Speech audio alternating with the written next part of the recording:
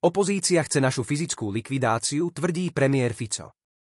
Premiér Robert Fico sa opäť ocitol v centre politickej búrky. Tentokrát však nejde len o bežné politické šarvátky.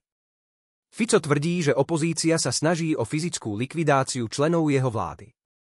Tento šokujúci výrok prišiel po sérii protestov a výziev na odvolanie ministerky kultúry Martiny Šimkovičovej a ministra spravodlivosti Borisa Suska.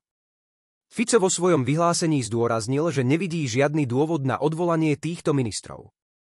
Podľa neho konajú v súlade so zákonom a stali sa len terčom politických útokov opozície.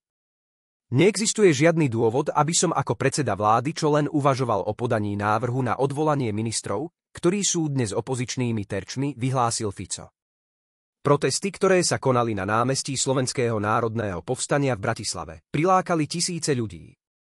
Demonštranti kritizovali kroky vládneho kabinetu, personálne zmeny v kultúrnych inštitúciách a vyjadrili obavy o právny štát.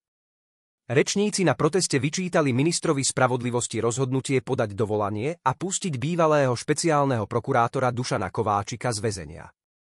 Fico však tvrdí, že protesty organizované politickými stranami sú prirodzenou súčasťou politickej práce, no zdôraznil, že ulica nemôže rozhodovať. Môže vyslovovať názor. Rozhodnutia môžu prijímať len orgány vytvorené na základe demokratických parlamentných volieb, teda predovšetkým parlament a vláda, poznamenal. Premiér tiež kritizoval, že na proteste nevystúpili predsedovia strán, ktoré ho zorganizovali, teda Michal Šimečka, PS a Branislav Gréling, SAS. Podľa Fica len slúžia liberálnym a progresívnym médiám a mimovládnym organizáciám. To ich však nezbaví politickej zodpovednosti, ak dôjde k ďalšiemu atentátu na predstaviteľa vládnej koalície, varoval Fico. Opozícia však neustupuje a naďalej požaduje odvolanie Šimkovičovej a Suska. Tvrdí, že ministri konali nezákonne a ich rozhodnutia poškodzujú Slovensko. Fico však stojí pevne za svojimi ministrami a odmieta akékoľvek obvinenia.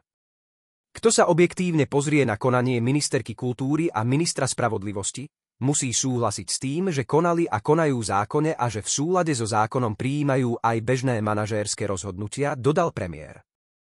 Tento politický konflikt sa zdá byť ďalším dôkazom hlbokého rozdelenia slovenskej politickej scény. Ako sa situácia vyvinie ďalej, zostáva otázkou. Jedno je však isté, napätie medzi vládou a opozíciou sa len tak skoro nezmierni.